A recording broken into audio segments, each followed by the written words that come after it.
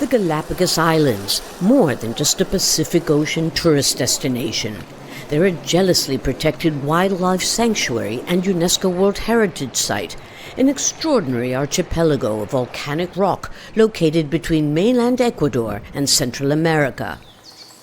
There are land and sea animals here that exist nowhere else, like this species of giant tortoise, which can live for more than 200 years.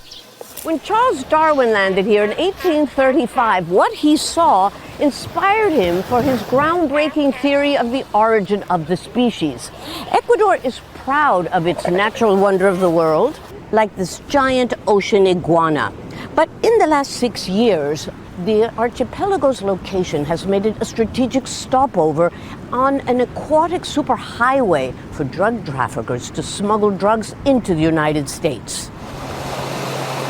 Local boatmen and fishermen, who at best make a few $100s a day, can rake in between $25,000 and $90,000 by selling petrol to light boats waiting to be refueled off their shores. Subsidized fuel is sold only to local ships at this petrol station on Baltra Island. But the drug route begins here, 1,000 kilometers east in Ecuador's mainland province of Manabí, once a peaceful fishing region. Fishermen here have long been admired for their navigation skills in small boats reaching speeds of up to 112 kilometers an hour in rough Pacific waters. 28-year-old Manuel says his father and grandfather passed their passion for the sea on to him. But light boats like these are increasingly being repurposed for drug runs by criminal gangs allied with Mexico's Sinaloa and Jalisco drug cartels. Cocaine produced in Peru and Colombia is smuggled into Ecuador, where traffickers entice or threaten local fishermen to transport it 1,000 kilometers to the nearest refueling point, the waters of the Galapagos. From there, they continue on to Central America or as far as Mexico, from where the drugs are smuggled into the U.S. by land.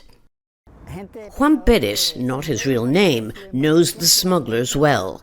He was recently released from jail, where he says he was wrongly imprisoned for drug trafficking. Some do it to pay off debts and look for an easy way to make money. Others do it because they see others get rich. They know the route. They know how to use satellites and GPS perfectly. But it's increasingly dangerous. Earlier this week, the U.S. military blew up another suspected drug boat in the eastern Pacific, in or near Ecuadorian waters. Late last month, the Ecuadorian Navy seized $30 million worth of cocaine at sea near the Galapagos. Yet the crackdown in the Pacific represents only a tiny fraction of the drugs making their way to the United States. Our Coast Guard ships, their technology and budget are insufficient. We need help. How can we intercept drug shipments in such a large ocean? It's a problem that's beginning not only to put at risk the archipelago's reputation as a pristine sanctuary, but also its domestic and geopolitical security. Lucia Newman, Al Jazeera, Galapagos Islands, Ecuador.